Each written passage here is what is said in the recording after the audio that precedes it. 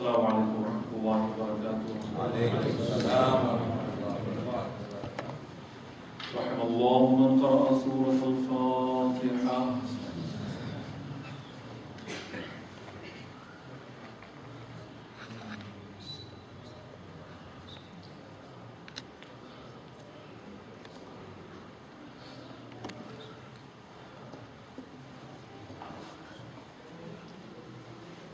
لا حول ولا قوة إلا بالله العلي العظيم. أعوذ بالله من الشيطان اللعين الرجيم. بسم الله الرحمن الرحيم. الحمد لله رب العالمين. الصلاة والسلام على أشرف الأنبياء والمرسلين سيدنا ونبينا ومولانا ومولى الكونين رسول الثقلين جد الحسن والحسين أبي القاسم المصطفى محمد. اللهم صل على محمد وآل محمد وآله الطيبين الطاهرين المعصومين المظلومين المكرمين المطهرين المنتجبين المنتخبين والعاقبة للمتقين والجنة للمطيعين والنار للعاصين واللعنة الدائمة الباقية على أعدائهم من الآن إلى قيام يوم الدين. أما بعد. بسم الله الرحمن الرحيم. رب اشرح لي صدري ويسر لي أمري واحلل عقدة من لساني يفقهوا قولي. Dear brothers and sisters, tomorrow is the day of Wafat of Bibi, Janab-e-Khadija and so this lecture of tonight is dedicated to her and is devoted to her memory. Inshallah, very briefly, we will discuss rights of women in Islam, and then we will connect our lecture with the life of our Bibi, Khadijatul Kubra, Salamullah Alayha. We don't have much time, so I'll just give you very briefly those important rights that Islam has given to women. Inshallah, from tomorrow we'll continue with the topic that we were discussing, youth-related issues. But tonight we'll discuss the life of our Bibi, Khadijatul Kubra sallallahu alayha. Take salawat from Allah.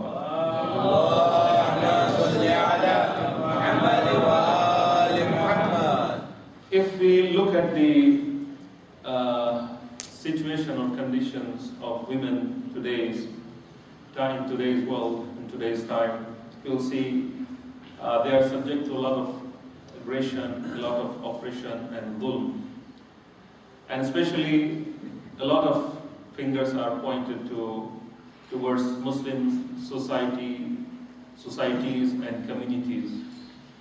And if we agree with the women's rights in Islam as portrayed by the Western media, we have no option but to believe, but to agree that the women's rights in Islam are outdated. According to the Western world, Western media especially, they like to portray Islamic women or Muslim women as outdated, as conservative, as prisoners in the Muslim society. Okay, so the Western talk of women's liberation, it is actually disguised form of exploitation of her body. It is not liberation, actually, because Western media likes to talk about freedom of women all the time. There is talk about liberation of women. But if we look at it really with the actually true eyes, we'll see that Western societies have deprived women of their honor. They have degraded them and their souls actually. And the Western society, which speaks of upgrading the status of women in Islam, have actually reduced her status to, unfortunately I have to use these words, call girls or concubines or mistresses or, society butterflies and some Hollywood or Bollywood models or, etc., etc. So they have become mere tools in the hands of a few who want to sell them for a price.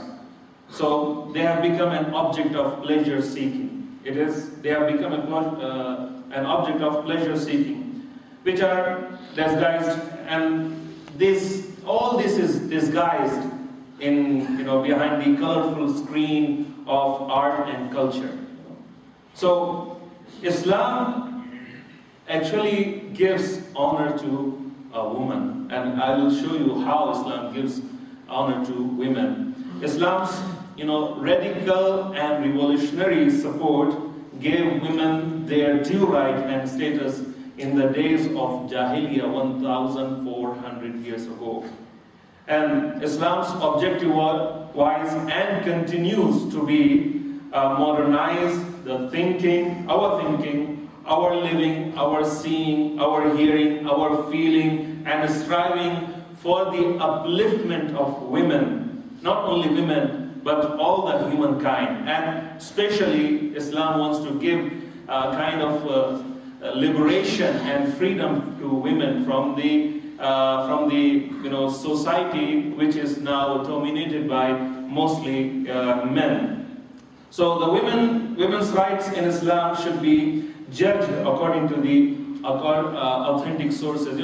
When these people they play with us, they play with our eyes and our minds, etc. They show some of the pictures of women who are under a lot of dhulm in some societies, like for example Afghanistan, in Saudi Arabia, maybe in some other Islamic nations where Muslim women are not given even the chance to go and vote for their own rights. So they portray those kinds of societies. But is that really Islamic picture they are showing us? No, it's not the real Islamic picture. It's, when they show Islam, it is not that they are talking about Islam. They are actually picking and choosing from one or the other Muslim society and portraying it as a Muslim society, as at large or an Islamic opinion, while it's not the truth. Islam, if we want to look at the real Islamic picture, we have to come to the Holy Quran. We have to come to the ahadith, authentic ahadith, and life of our Aim alayhi salam, or life of the Holy Prophet sallallahu alayhi wa sallam.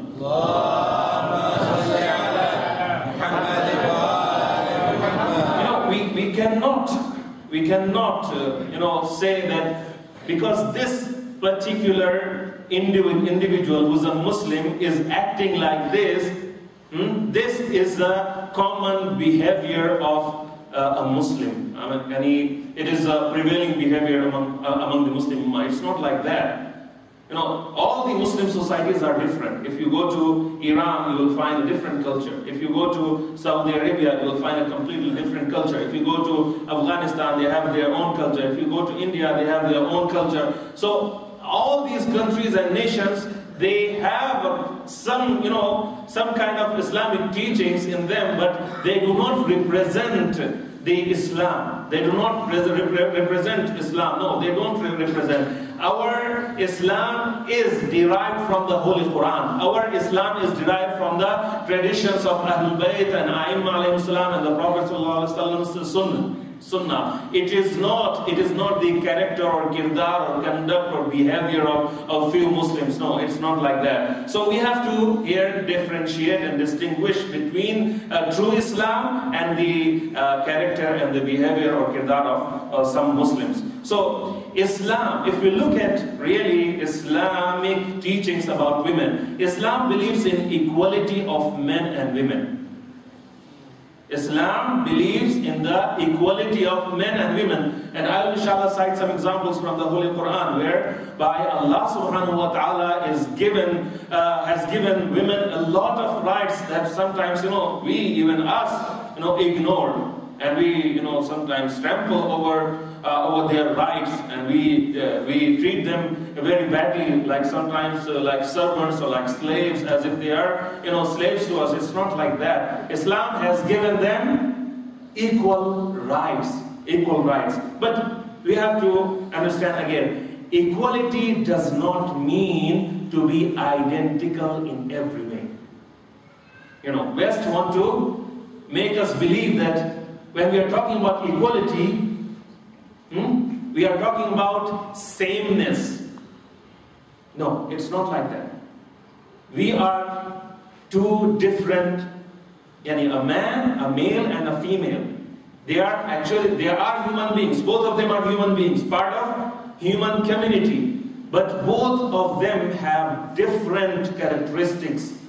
By just looking at their physical being, their physical being, you can understand that this is a woman and this is a man. If Allah subhanahu wa ta'ala wanted to make them look alike, then He would have created them in the same picture, in the same physical shape. But they have different physical shape also. Their faces are different, their bodies are different, their strengths are different, and so many things are different about them. So they cannot be 100% identical. They are different. But at the same time, Islam is giving them equal rights.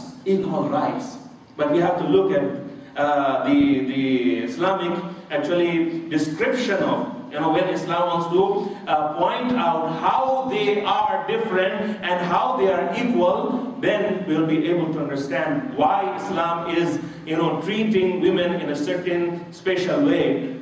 They raise a lot of questions. For example, they have their complaints or whatever, ishkalat about hijab. Why Islam imposes hijab on women?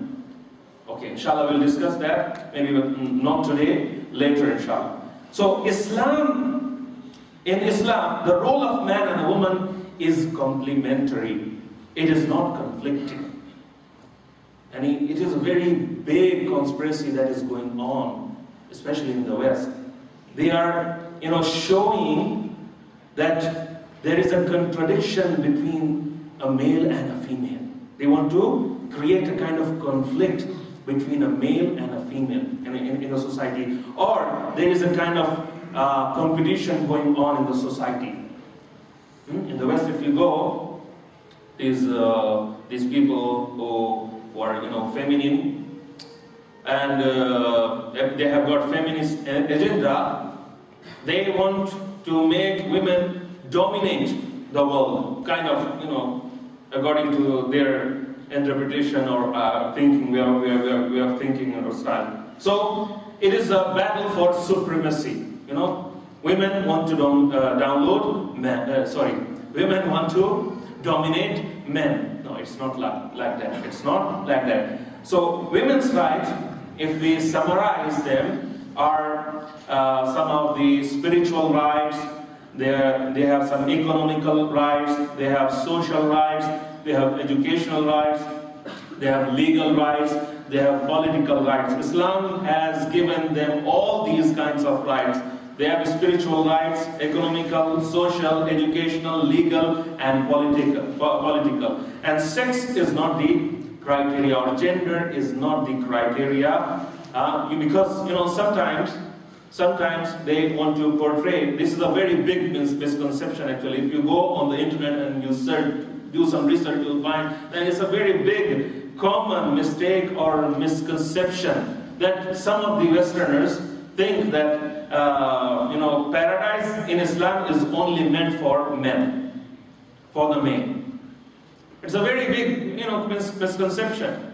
Some of these people want to make fun of the jihad or Islam, etc. on YouTube. You'll find presenting this thought or magnifying it very, in a big way, that Islam, when it talks about males, it gives male, for example, 72 hurs, etc., when they will enter Jannah, something like that. I don't want to talk about it, go into details. So it's a very big misconception that Islam spiritually gives more right to men than women.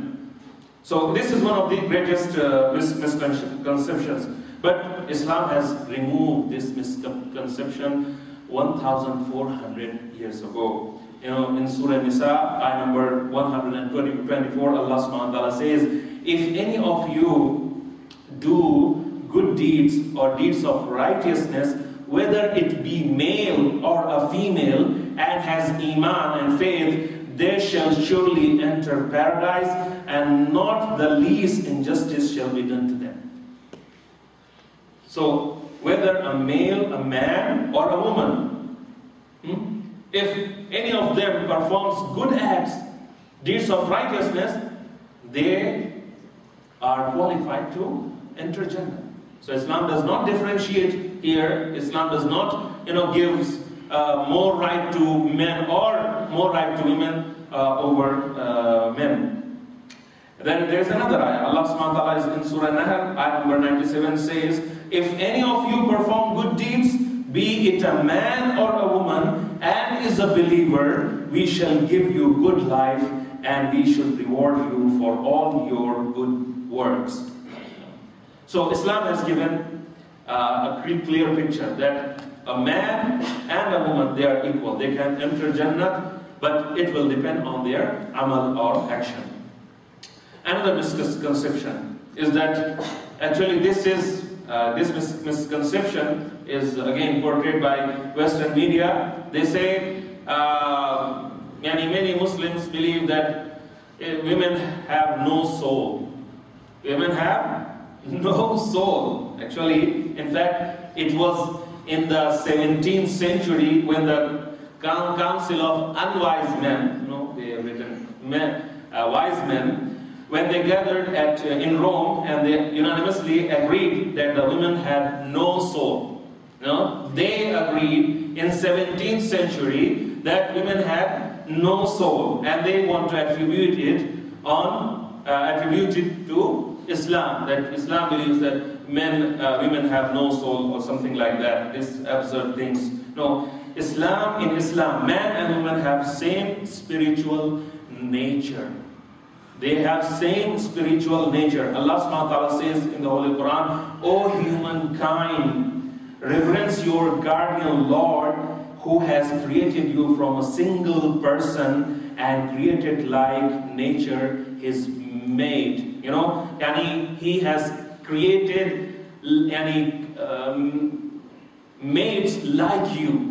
He has created mates like you. They are not different. They are from the same spiritual, being or single person, as Allah subhanahu wa ta'ala is saying in this ayah. In another ayah, Allah subhanahu wa ta'ala says, we have made for you companions and mates of your own nature. And there is another ayah, He is the one who has created the heavens and the earth and has made for you pairs from among yourselves. So Allah subhanahu wa ta'ala, Islam gives a woman the same spiritual rights as a man.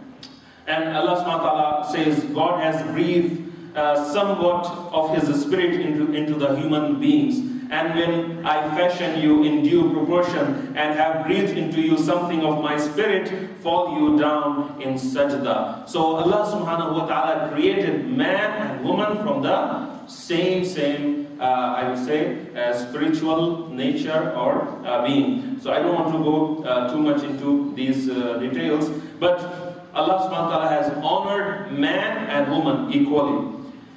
So Allah subhanahu wa ta'ala, when He wants to judge a man and a woman, He uses the same criteria. The criteria is taqwa.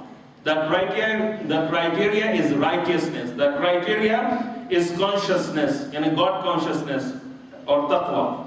In Surah Hujurat, Allah subhanahu wa ta'ala says, O humankind, we have created you from a single pair of male and female and have divided you into nations and tribes so that you shall recognize each other, not that you despise each other, and the most honored in the sight of Allah is the one who is the most righteous. So sex, color, caste, wealth has got no criteria in Islam. The only criteria is the consciousness of God or God-wariness or taqwa. So Allah subhanahu wa ta'ala wants to reward somebody, He would reward him because of his taqwa, because of his righteousness. And if He wants to punish somebody, be a male or a female, He would punish him or her because of her bad or his bad a'mal or deeds. And there are so many other ayat in the Holy Quran whereby Allah subhanahu wa ta'ala actually clearly saying that this is the criteria that He uses. And at the same time, Islam calls male and female both to the same moral duties. Same kind of moral duties. When Islam talks about taqwa, as I mentioned, when Islam talks about namaz, roza, hajj, zakat, khums, all male and female followers of Islam are included.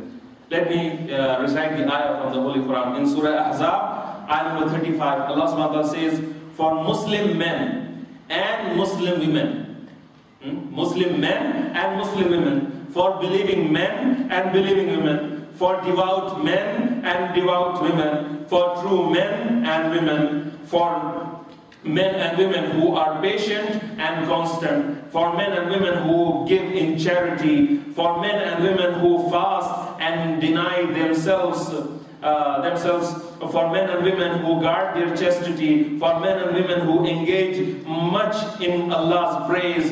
Allah has prepared for them forgiveness and vast reward.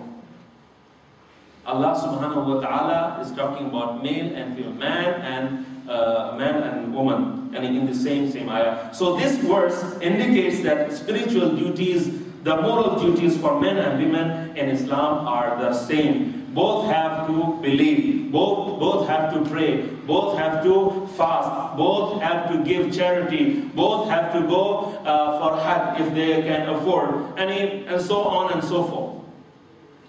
In fact, I can say Islam has given some concessions actually to women. Some concessions. We may not talk about those concessions right now. For example, I can give you an example. During the month of Ramadan, if a woman is najis, is in her najis days, Islam does not force her to fast. Even the Islam goes to the extent that it gives concession that she is not required to even pray during those days. Where would you get this kind of rahmah of Allah subhanahu wa ta'ala? Okay. Now we will talk about this economical rights to the women given by Islam. Islam gave economical rights to the women 1,300 or 400 years before the West, and 1,300 before the West, because in Islam 1,400 years ago, a woman was able to own any property or dispose any property of hers or disown any of her property without consulting anybody. Islam has given this right to woman. She does not require, if she owns something, she does not require my or your consent or permission to dispose her property. She can sell that property or give it to anybody else. But do you know, the West gave this right to married women in 1870. In 1870, you go and study history, you will see that married women, a woman, for example, if she inherited something from her father, and if she gets married to a man, the man would overtake, her property. He will take all his property. He will own all her property, and she did not have any right of any kind to dispose her property or give it to anybody or use it for herself. No, without the consent or permission of her husband. This was the West. And in 1870, they got this right. But now, look at the Islam. Look at our religion. Islam gave this right to women when? 1,400 years ago. 1,400 years ago. A woman in Islam is not bound to remain in house. She is not a slave. According to our Islamic teachings, she is not a slave. She had a right to go and work outside with the permission, of course, with the permission of her husband, her father. She can go and work outside. There is no problem with that.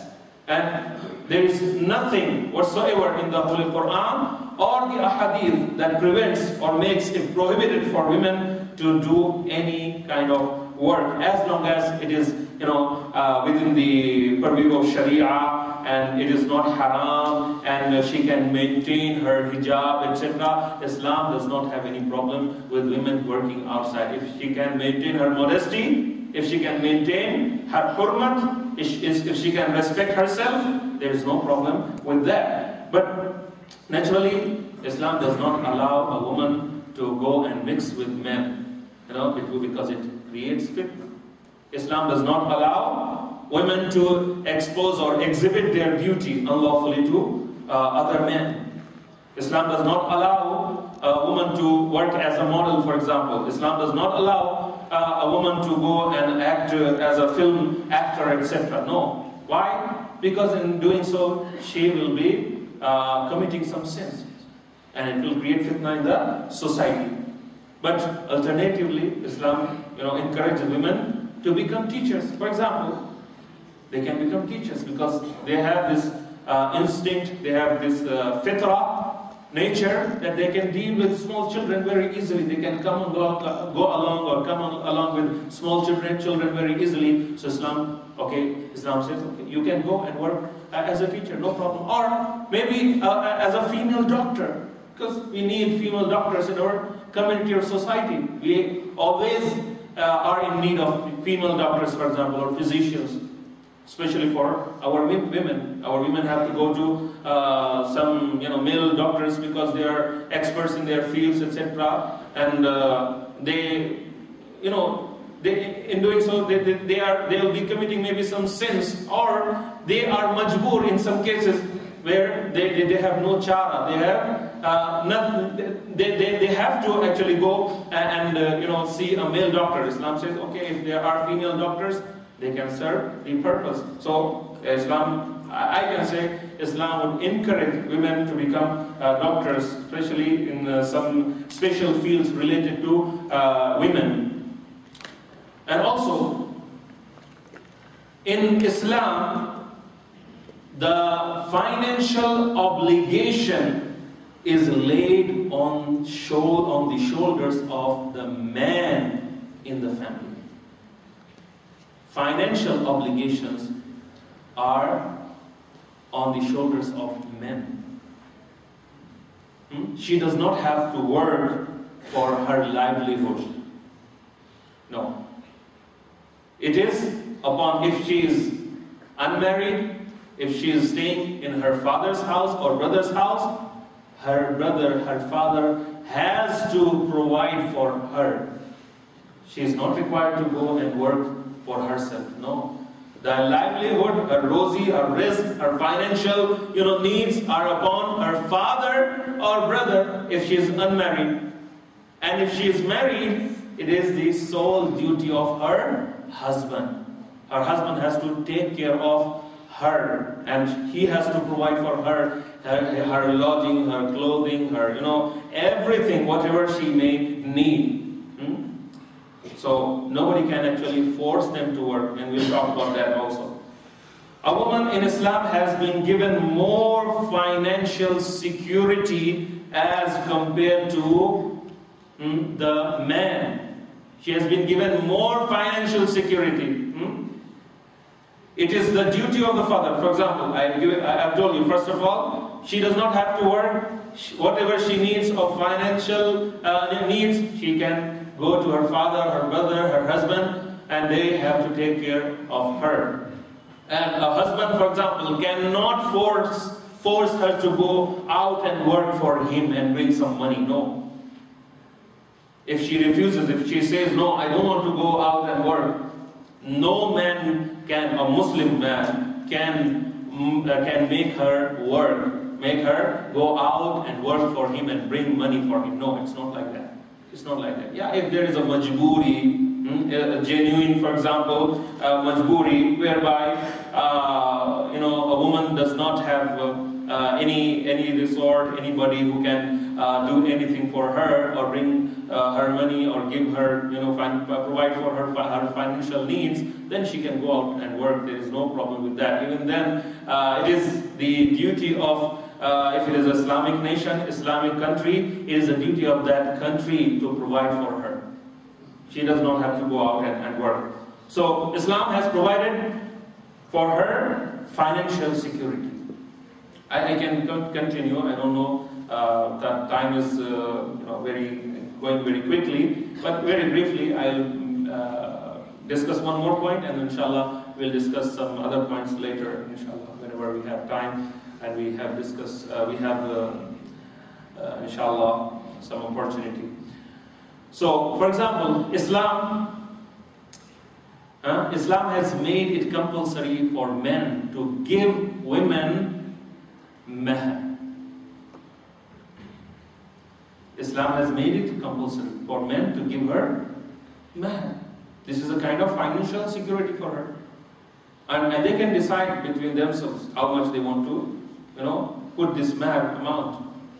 Islam has discouraged women to put a very high mahr, but a woman can put a very high amount of mahr for her own security. Maybe a man wants to get rid of her, and it happens.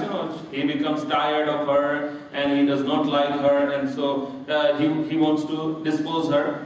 No, Islam says no. You can, as a security, put a high amount of mahr and secure your future. Secure your future. If there is a need for that, but Islam obviously does not want to create fitna in the society. So, for example, Allah subhanahu wa ta'ala says, give to the woman in dower a marital gift.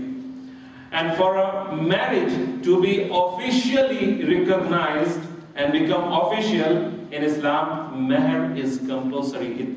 The mahr may not be given at the time of aqd, but it is mandatory that they should know that they have an amount or something that they have to give to each other as a mahr. A man has to give her something. But unfortunately, in our Indian Pakistani culture, it has become actually the opposite.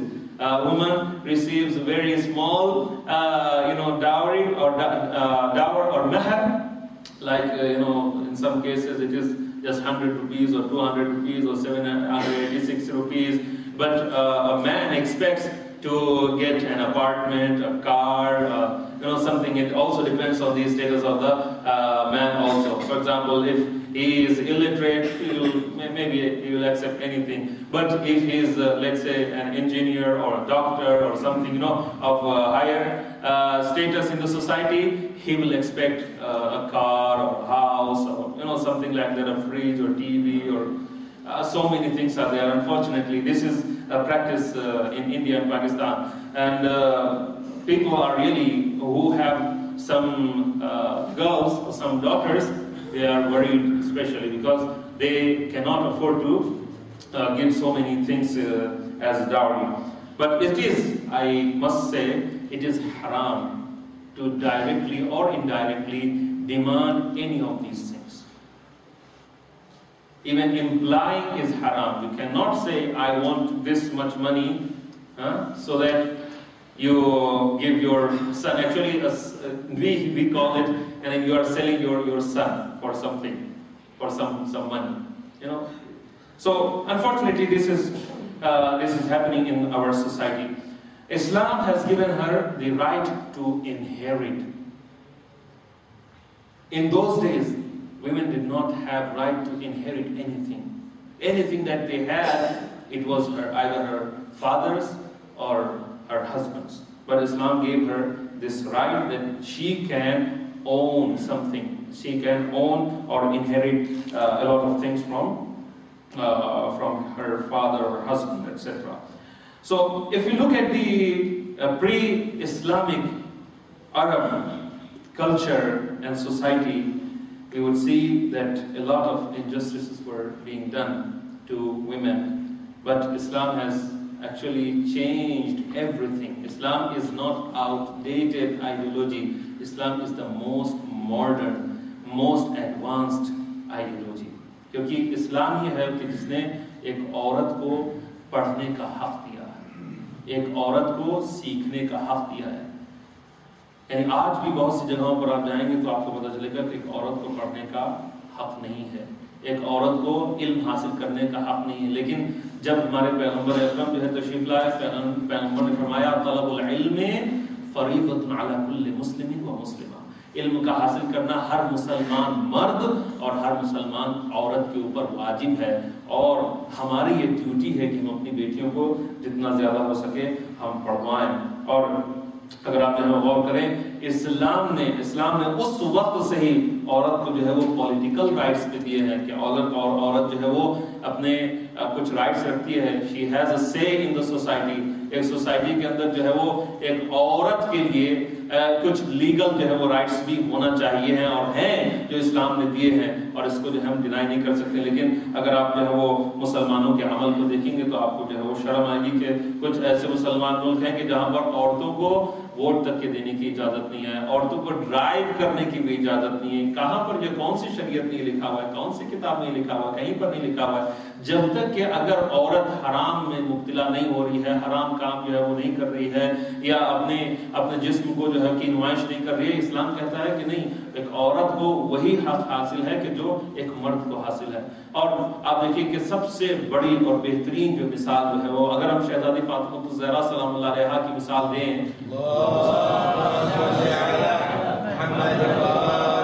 تو لوگ جو ہے وہ کہتے ہیں کہ شہزادی تو معصومہ تھی، شہزادی تو سید نساء العالمین تھی، شہزادی جو ہے وہ گناہوں سے پاک تھی وغیرہ وغیرہ. ہاں یہ بات صحیح ہے، بالکل صحیح ہے. لیکن جناب خدیجۃ الکبریٰ، ان کی والدہ کو دیکھو. ان کی والدہ اس ایج آف جاہلیہ، اس جاہلیت کے زمانے میں کہ جب حرام کسی کے گھر میں باقی نہیں تھا، کوئی بھی گھر باقی نہیں تھا کہ جہاں پر حرام نہ ہوتا ہو، جہاں پر کردار جو ہے وہ ایک دم پست تھے، جہاں پر زندگیاں ایک دم جو ہے وہ حرام میں مبتلا تھی، گندگیوں میں پڑی ہوئی تھی. اس زمانے میں اس شہزادی یعنی بی بی خدیجۃ الکبریٰ کو طاہرہ کہہ کے پکارا جاتا تھا، طاہرہ کہہ کے پکارا جاتا تھا. اور آپ کا مرتبہ جو ہے، بس یعنی وقت گزر چکا ہے اس وجہ سے آپ کے سامنے بہت ہی بریفلی عرض کر رہا ہوں. آپ کا مرتبہ یہ ہے کہ دنیا میں بس 4 عورتیں ہیں کہ جو کمال کے اوپر پہنچی ہیں. صرف 4 عورتیں ہیں روایتوں کے مطابق، 4 عورتیں کہ جو کمال کے اوپر پہنچی ہیں. اس میں سے جناب خدیجۃ الکبریٰ بھی ہیں. ایک جو ہے وہ شہزادی فاطمہ الزہرا ہے، ایک جناب مریم ہے، ایک جناب آسیہ ہے، اور ایک جو ہے وہ جناب خدیجۃ الکبریٰ ہے کہ جو کمال کے اوپر پہنچی ہیں. اور جناب خدیجہ کے اگر آپ کردار کو دیکھیے تو جناب خدیجہ کے لیے خدا کا سلام آیا تھا. روایت میں ملتا ہے، اور یہ ہماری روایتوں میں سے نہیں ہے بلکہ یہ اہل سنت کی بھی روایتوں میں جو ہے وہ ملتا ہے کہ جناب خدیجۃ الکبریٰ روایت میں ملتا ہے کہ پیغمبر اکرم ایک جگہ پر کہیں پر کام میں مشغول تھے اور جناب خدیجۃ الکبریٰ آپ کے لیے کھانا لے کے آتی تھی. تو ایک دن جو ہے وہ جناب جبرائیل جو ہے وہ نازل ہوئے اور آئے پیغمبر کے پاس کھڑے ہوئے ہیں، اور پیغمبر سے جو ہے وہ کہا کہ اے پیغمبر اے محمد، آپ کے لیے جو ہے وہ خدیجہ کچھ کھانا لے کے آ رہی ہیں. جب وہ آئیں تو آپ ان سے کہہ دیجئے گا کہ ان کا پروردگار ان کو سلام جو ہے وہ کہتا ہے، اور اس کے ساتھ ساتھ میرا بھی سلام جو ہے ان تک پہنچا دیجیے گا۔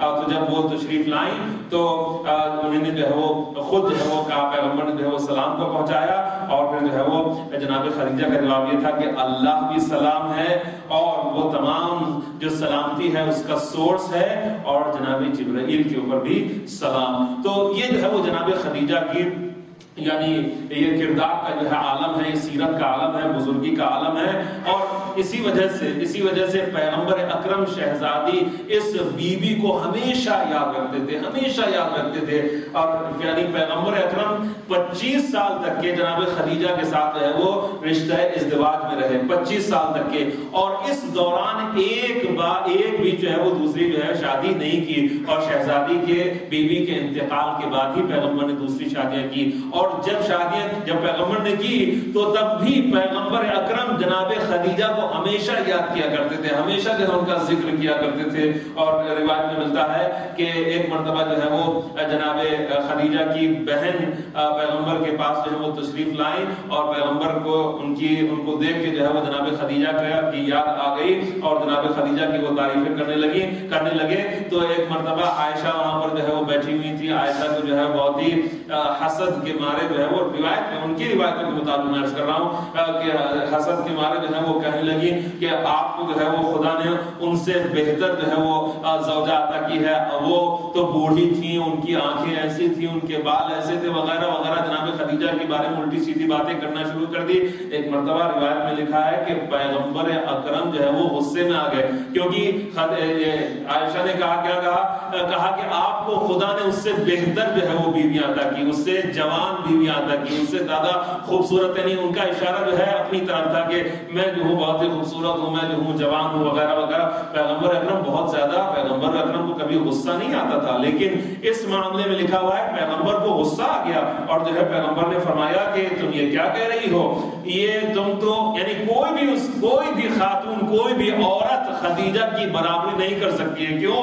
اس لیے کہ خدیجہ میرے اوپر اس وقت ایمان لے کے آئی کہ جب سب جو ہے وہ یعنی مجھ سے جو ہے وہ بھاگا کرتے تھے، اور خدیجہ نے اس وقت میرے صدق کے اوپر، میرے ٹروتھفل ہونے کے اوپر، سچے ہونے کے اوپر جو ہے وہ یقین کیا، کہ جب لوگ مجھے کاذب اور کذاب اور جھوٹا جو ہے کہا کرتے تھے، خدیجہ نے مجھے اس وقت پناہ دی کہ جب سب نے مجھے چھوڑ دیا تھا۔ پیغمبر فرماتے ہیں خدیجہ نے اس وقت جو ہے مجھے آرام پہنچایا کہ جب سب نے مجھے ترک کر دیا تھا۔ اور پھر پیغمبر نے فرمایا کہ خدیجہ ہی وہ ہے کہ جس کے ذریعے سے خداوند عالم نے مجھے اولاد عطا کی۔ خدیجہ کے علاوہ ہاں ایک جو ہے وہ بی بی ماریہ جو ہے، ان کے پاس تو ایک اولاد تو ہوئی، لیکن کوئی زندہ نہیں رہی، صرف اور صرف جناب خدیجہ کی اولاد جناب شہزادی فاطمہ الزہرا سلام اللہ علیہا۔